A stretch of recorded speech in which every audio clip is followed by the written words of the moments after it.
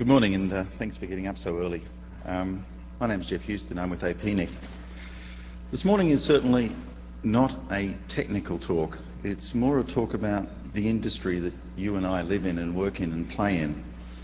And these are some, I think, personal perspectives about what I've experienced over the last 15 or so years, firstly in the academic and research sector, and then serving my time for 10 years in a carrier world. In looking around, it certainly appears, at least physically, that most of you are more than 5 years old, which is good.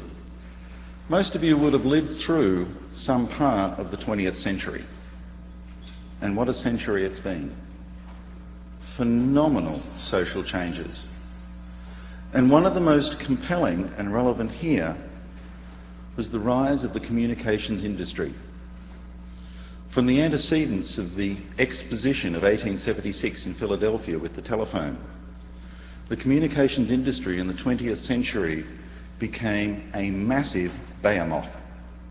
It carried trillions of dollars of investment, long-term investment, and it serviced the world. It was a phenomenal industry. In the 1980s, in its heyday, even in a country as small as Australia, with at the time 18 million people, over 100,000 of them worked for the telephone company. In Britain, more than 400,000 worked for the telephone company. And in this country, in its heyday, my guess is more than 1.5 million Americans worked for the telephone company. It was big. It was huge. It was massive. And in the 1980s, in its heyday, the seeds of its destruction were already being sown. And when that destruction became overt, when the cannibalism of the telephone industry by the data industry started to appear inside the industry itself in the late 1990s, the feeding frenzy was amazing. What a boom it was. This was a boom, of course, that we've seen time and time again. Boom and bust is not unusual. If you look back, 1637, all of a sudden, somewhere in Europe, people started moving goods out of the Rhine River Valley. And the folk who managed to sit on the intersection of the Rhine River and the North Sea decided that they'd tax everything that moved. The amount of money that flowed into Holland was astronomical. What did they do with it? Well, after they'd built their fine townhouses and everything else, they turned to conspicuous consumption. And the one place they looked, weirdly enough, was tulip bulbs. In 1637, you could buy 3 bulbs of a tulip called Sempra Augusta, and you'd pay the same amount of money as a neat little townhouse in downtown Amsterdam. That was a boom. That was an amazing boom in tulip bulbs. The crash was, of course, astronomical. It took decades to overcome. They finally got over it, but what a boom it was. We never learn. About a century later, a Scotsman, bankrupt by the time, at that time, wandered into the French court, who was at the time building the Versailles Palace and had a little bit of a cash flow problem. Aha, he said, I have the answer. It's called paper. What we'll do is we'll con the entire French aristocracy to exchange their gold for these pieces of paper. Cool idea. Furthermore, let's set up a bank to do this. Even cooler. Let's issue shares in the bank. Wow. All of a sudden, the word millionaire came into the French vocabulary because the share price skyrocketed. The boom lasted for a year. The subsequent crash was amazing. 3 people lost their lives in queuing for the bank to try and get their money back. It seeded, I think, the French Revolution some 60 years later. So boom and bust is amazing. Even in another century later in Great Britain, the railway boom took over, and the subsequent euphoria over the next 5 years was accompanied by a phenomenal crash thereafter. That didn't mean the death of railways, by the way. But boom and bust is nothing new. And what a boom it was for us. It was terrific. It was just as euphoric, just as creative, because the feeding frenzy was a feeding frenzy on an industry that was worth trillions. And it was visibly not in touch with the world anymore. So all of a sudden, we were there. And what a boom it was. If you went to the IETF in 1989, there you were as nerds in paradise. You were rebuilding that world. And we felt really good about it. Absolutely anything was possible. I don't know if you remember this t-shirt. This was TGV. Simon was an Australian called Simon Hackett who managed to hack into his remote control system and do the entire system across the internet, playing radio.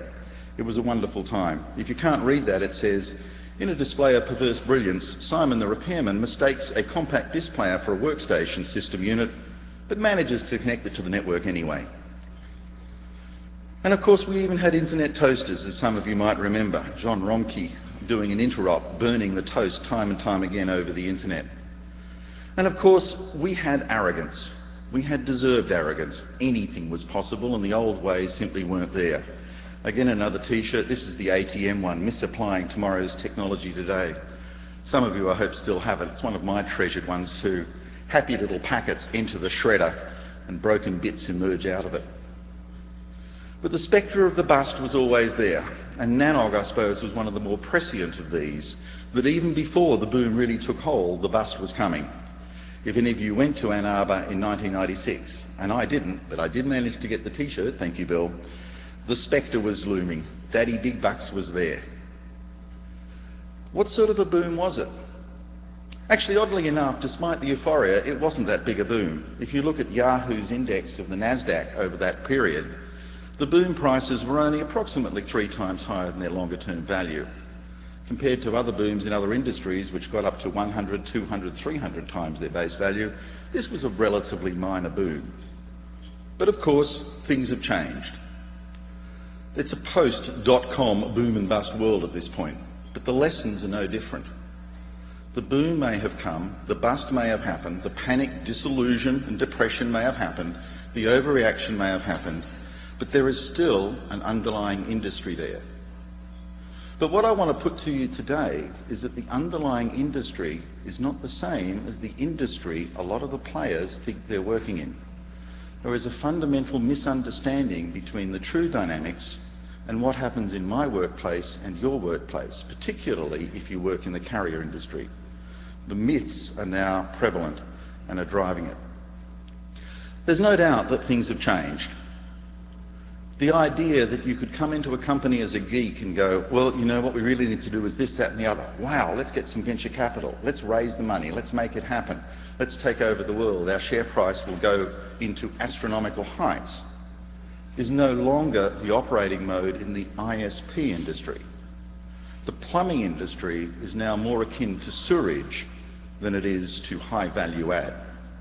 We're now talking, if you go to any of our meetings, and you go to them just as much as I do, service consolidation, dependability, integrity, trying to make sure that the system always works, that the network is not a gamble, the network is not flaky, things work for consumers. As you heard yesterday, if any consumer rings up your help desk, you have blown the revenue from that consumer for the year. If they take more than half an hour, you have blown the revenue from that consumer for the lifetime of their use of your service. Unless your service works out of the box, reliably, predictably, and unless people can use it without having to talk to your staff, you're losing. So now what we talk about is all about services that plug and play reliably, and reliable is the key word. Services that are dependable. Services that work every time the same way. Oddly enough, it's the same mantra the telephone system used 20 years ago. We're no different. We are that industry. So now we're doing the same thing as they did. We're looking for value-added service models. We're talking all about quality and performance. We're doing next-generation networks with integrated QoS. We're doing performance-based networks that reliably do content-based routing. We're trying to add value into the packet. Will this work? Now, applications and services have business cases with them. That's the industry we're now working in. It's not the industry it used to be. We're now back to a very, very conservative view. Optimism alone is no substitute for knowledge and capability. You have to understand the business you're in. So the business we're in now is not wild-eyed rapid expansionism, not in the ISP sewerage business. We're much more into a business of consolidation. But when you say, wow, let's release a product, the first answer is, where's the product manager? Where's the business case? Where's the money coming from? What's your pricing look like? Is this sustainable in the markets we have? Will this cannibalize other forms of revenue? Where is this business and why? We're now looking for attractive financial returns. You now have to make sure that this thing guarantees 10% return on investment, 20%, whatever your company's margins are, before you even get close to having a product. Investors are no longer gamblers in this industry. People invest in your companies because of reduced investment risk and assured return. They don't want the wild ride anymore. That means innovation goes out the door. That means experimentation is not part of the industry you are working in. That means that when you look at IPv6, it's not a case of, oh, that's cool, let's do it. It's a case of how much will it cost and who's going to pay. And that's the business we're in. So now we're all into bundling. We've been sucked in by the short messaging service in mobile wireless systems that managed to send a short text of 150 characters and charge people 25 cents. What's the megabit rate of SMS? $10,000 a megabyte. What do they want from IP in their wildest fantasies? Let's be generous, $1,000 a megabyte. They're greedy. We're now looking for value add. Everything has to add value to the packet. We're not interested in the crap packets. We're interested in the ones that we can charge more for. We're interested in recreating the telephone system of the 1980s, where the cost of the call was irrelevant. What we managed to do then as an industry was charge people for the value of talking, and they paid. We want it back again. So now we're trying to look for where the value add might sit. And the real question is it there? Will this work in a conservative model? So let me talk about a few issues around here and try and expose, I think, some of these myths and some of the underlying realities. This is a really lousy system security-wise. And we really don't understand what we're trying to do. The list of questions in security, and there's a few there, are pretty fundamental. When I go to my bank website, is it really my bank's website? When I type in my secrets, who am I exposing my money to? You don't know. When I type it in, is there a virus doing keystroke capture and sending it away? Even if I go to my bank, where's my secrets being sent to? How can the network protect itself from this kind of abuse and attack? How can users protect themselves? If we truly believe that this network is capable of carrying the world's economic communications, the world's business, do you honestly think that this system is good enough in its current form? Of course you don't. All of us understand this is an incredibly vulnerable system and that trust is an article of faith in no more than it is a belief. We can't operate this way anymore. We can't operate global networks where the trust model is random chance, where what you're talking to is unknown and unverifiable. It doesn't work.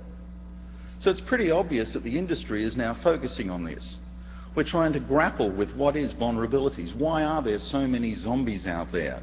Why can you talk to some folk in some country and dial a DOS attack? What's going on there? This is no longer just you and I. This is now the public sector itself, the regulators, the governments, trying to say, well, we believe this new economy thing. We're going down this path. But guys, fix it up. Make it work better. Tell you what, we're here to help. And you're now finding a whole bunch of agencies, even in this country, coming in to help. And if they can't help technically, they will help you in a regulatory sense. In fact, they'll probably do both. But be aware that this is no longer a deregulated free-for-all. Nothing could be further from the truth. Regulation is a pendulum, and it is swinging back. And it is swinging back a long, long way. What we've tried to do is a response based on increasing technology. Bundle things up, put more things into the packet, put more things into the wire, put more things in boxes, negotiate more information. All of this is cost. Now, at the same time, there are a whole bunch of you out there making a very decent living from insecurity, putting features into routers that automatically look for the evil bit in the packets and stomp and destroy them at that instant, going off to customers like me and you saying, wow, spend more money on this insecurity feature. Do they really want the network to be secure, or do they prefer the current model where it is insecure? Who's willing to pay for real security? Are users willing to pay the difference? Do they understand what they're buying, and can they afford it? The fact that we haven't grappled with security in any meaningful sense for some 5 years should give you a clue that this is a massive inconsistency. Users want security but aren't willing to pay for it. And we as an industry are trying to grapple with how to do security on the cheap. And as many security folk would tell you, security and on the cheap are often contradictory terms. I don't see an answer. Let me turn to the NGN and other efforts to try and say that IP over everything is crap. IP is not a panacea. Convergence is something that telephone executives mutter to themselves in boardrooms about how the new system means that we can get rid of our very expensive time division switches, and now everything over IP is the reality. We're going to do phones over IP, we're going to do television over IP, we're going to do everything over IP. Right? Wrong. TCP/IP doesn't do that, and it never will. You can't make the pig dance. You're only going to get muddy, and the pig is going to get mildly amused, nothing more. TCP/IP works really well when you've got wired networks and adaptive protocols.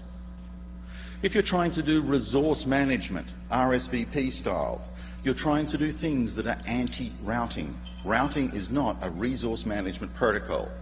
TCP is marginal. And if you've been one of those unfortunate people trying to make TCP work fast over a noisy wireless system with a long radius, 3G and similar, then you understand that TCP is actually pretty lousy in trying to do real-time traffic under localized congestion, because it backs off and dies, unless you're willing to over-provision absolutely everywhere. So if you're in a carrier and you hear convergence yet again, everything over IP is viable, quite frankly, it's not true. You're not going to junk your SDH switches, your time division switches today, because they still work. And if you really have critical real time, that's the only way to switch it. So right now, convergence is a myth. What's the model? What are we trying to build with convergence? What you've got are adaptive response networks. The network does not defend itself from overuse in packets. This is not a network that resource allocates. It accepts everything, and it allows the end-to-end sessions to figure out what fair sharing means. So if you've got an adaptive response network like IP and non-adaptive transport sessions like voice or video, it ain't going to fit. All you really have is a network that can support best effort traffic with cooperative adaptive transport sessions. The pig won't dance.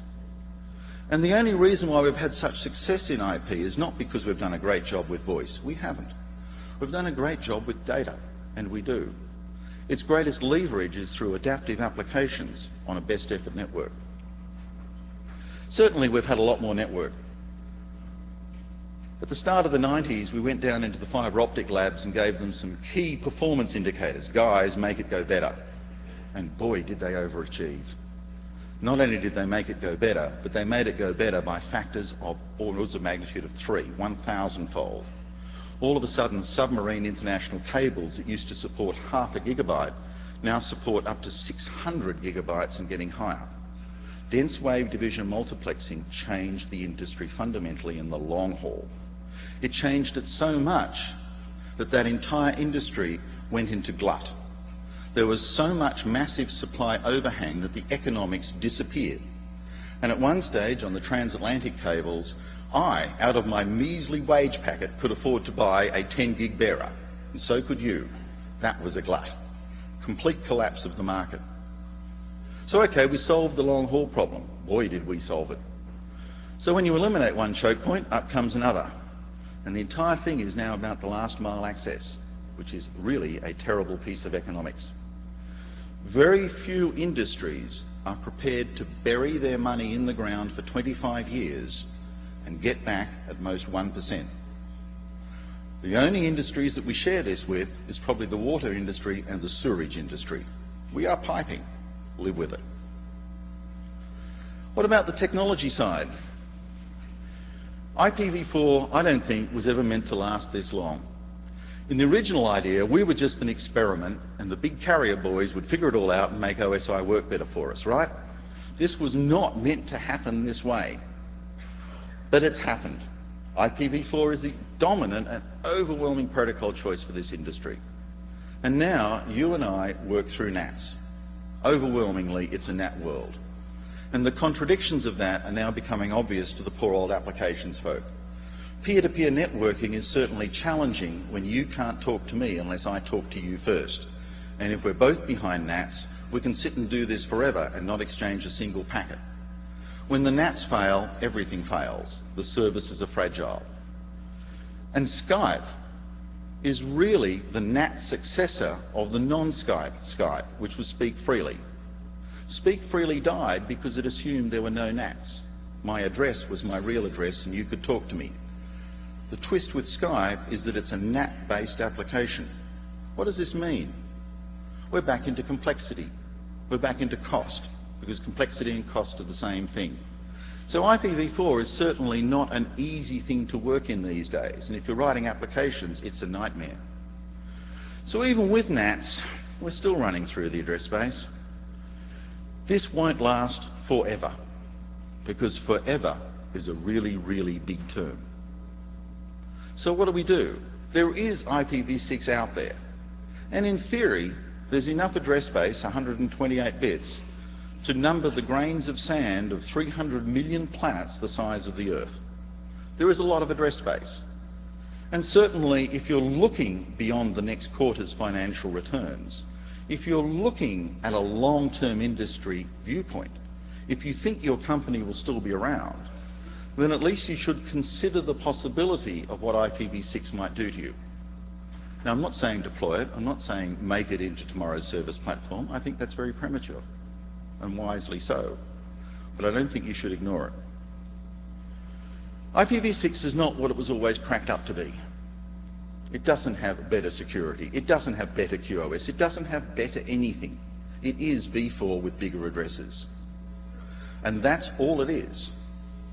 Now, that might be enough, because when you look at the silicon industry, chips are being manufactured in volume runs of hundreds of millions of units.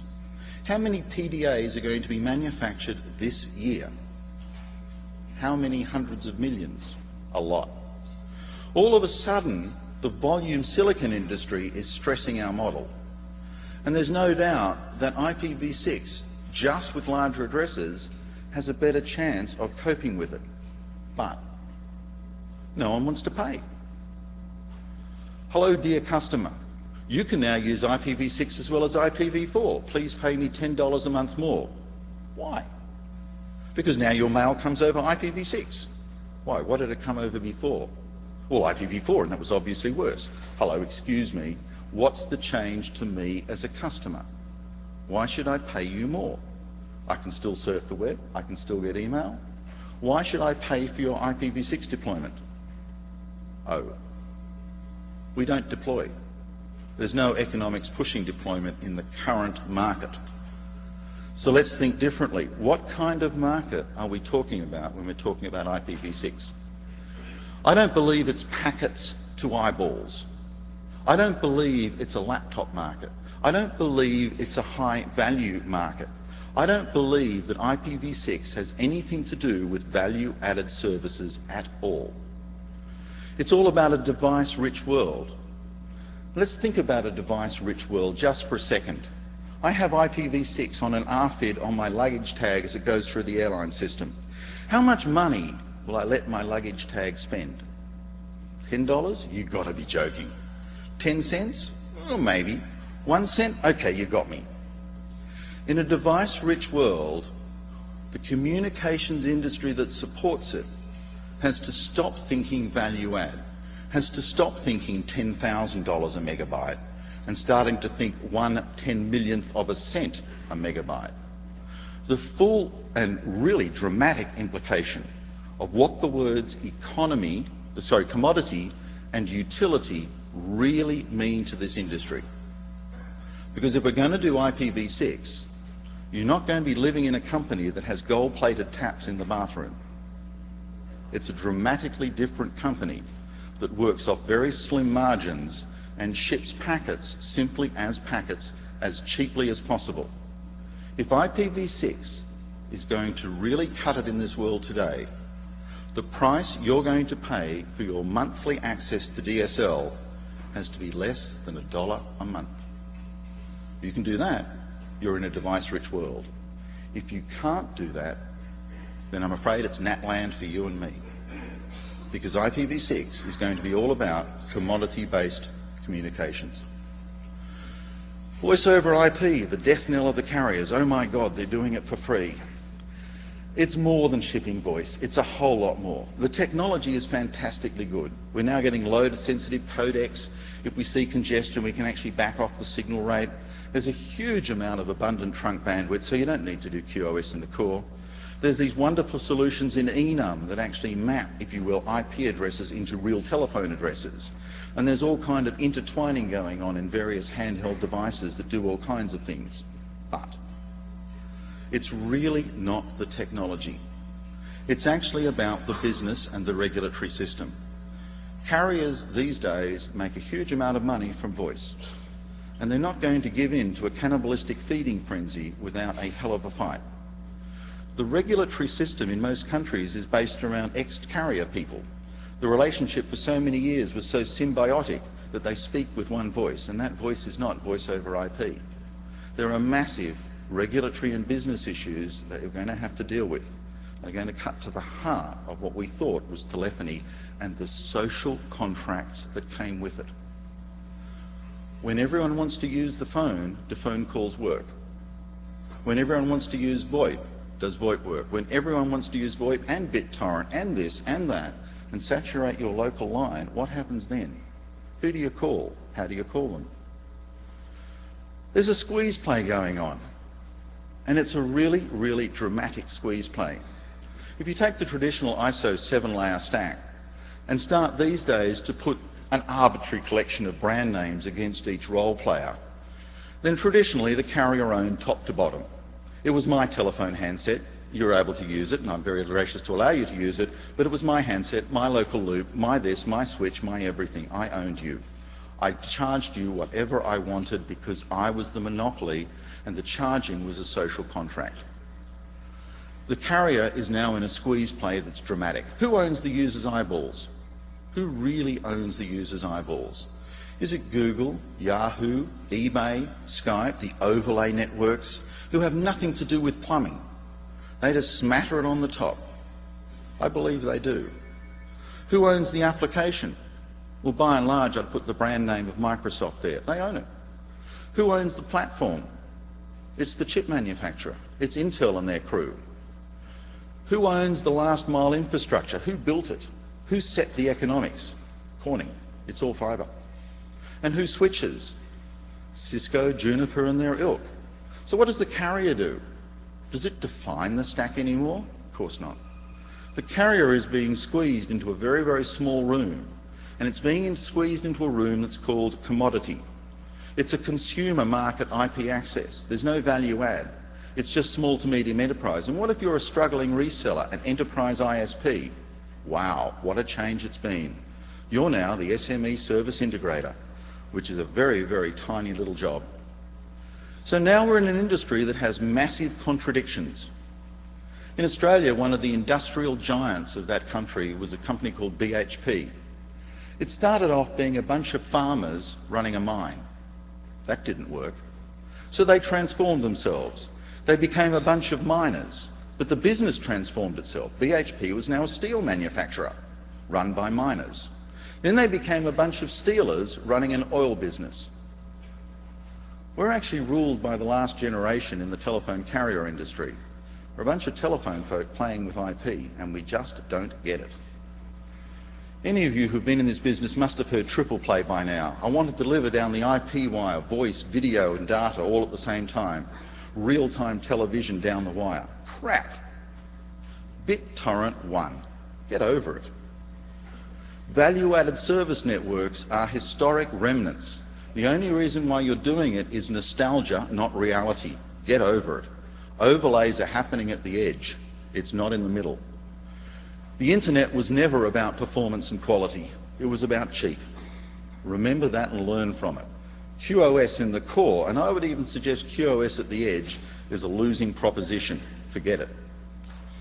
The internet was never a good time switch. If you really want high-quality real-time data, and I mean real-time, you need high-quality real-time switching. IP switches are no substitute. And VoIP, despite the fact that it works technically, is a regulatory mess. And it's not going to get any easier in the coming years. It's going to get much, much, much messier. And the convergence message, it used to be everything over, what was it, ATM? Now it's everything over IP. Is still circling around most boardrooms and most investor-level conferences. Get over it. It's never going to happen. IP is not the foundation of high-value-add networks. It enables high-touch overlays, but the network is not value. The network is volume. The silicon industry understood that years and years ago. We haven't yet. We're heading down into that gap of what is a volume-based, low-value commodity activity. We're heading into the sewage pipes. Understand it and plan for it. You can't stop it. And stop looking for the killer app. There's nothing left. Everything over HTTP is won. Think about XML, RSS, wikis, blogs, torrents, what users are actually doing. They're already doing it right now. It's happening in overlays. There is no more killer app. It's already there. The network is now service applications sitting on top of XML, sitting on top of HTTP, sitting on top of some muck, whether it's NAT, application level gateways, or anything else. That's the application world we are now playing in. So just remember that. The current situation is now client-server, and that's what we're living with. So what have we learned in amongst all of this? The euphoria of the boom and bust hasn't taught us much, but I think it has taught us a few things if we're careful to look for them. The internet is not the panacea of communications, and it will not be that. Some things can't fly no matter how much thrust you put into it. Investors at the top in Google are playing a gambling game. High risk, possibly high return. Investors in wires are playing a different game. Low return, low risk. Anyone who tries to be vertical lives with a contradiction between those markets. So now we're finding market specialisation. Time Warner wants to get rid of AOL. Why? Think about it for a second and you'll see it's a vertical market problem. They have differing risks and opportunities. We're now looking at specialisation in this industry.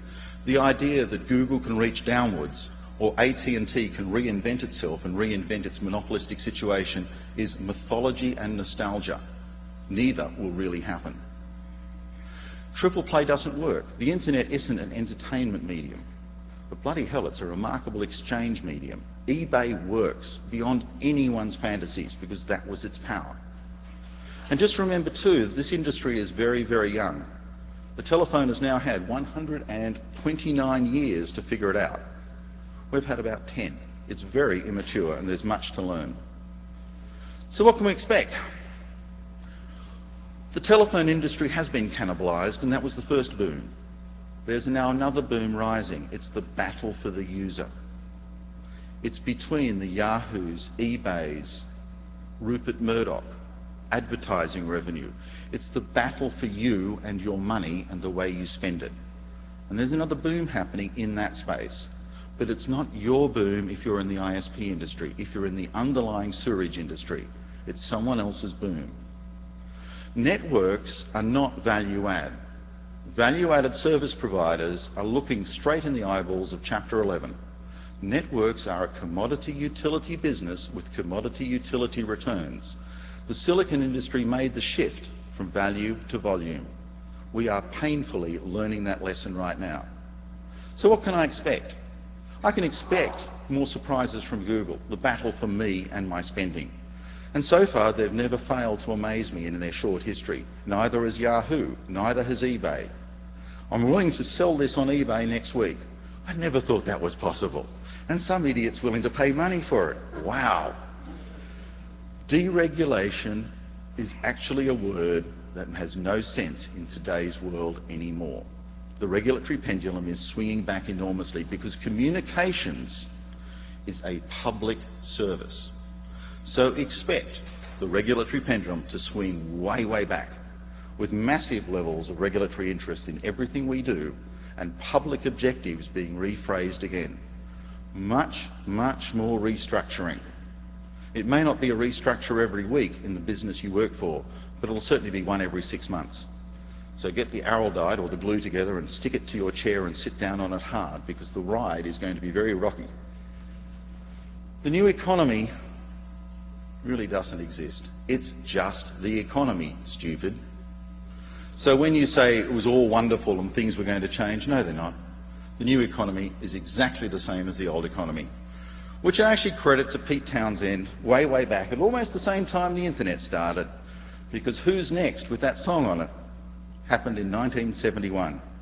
And I, at least a little bit older than 5 years, I really remember it coming out, and I thought it was cool then too. Thank you.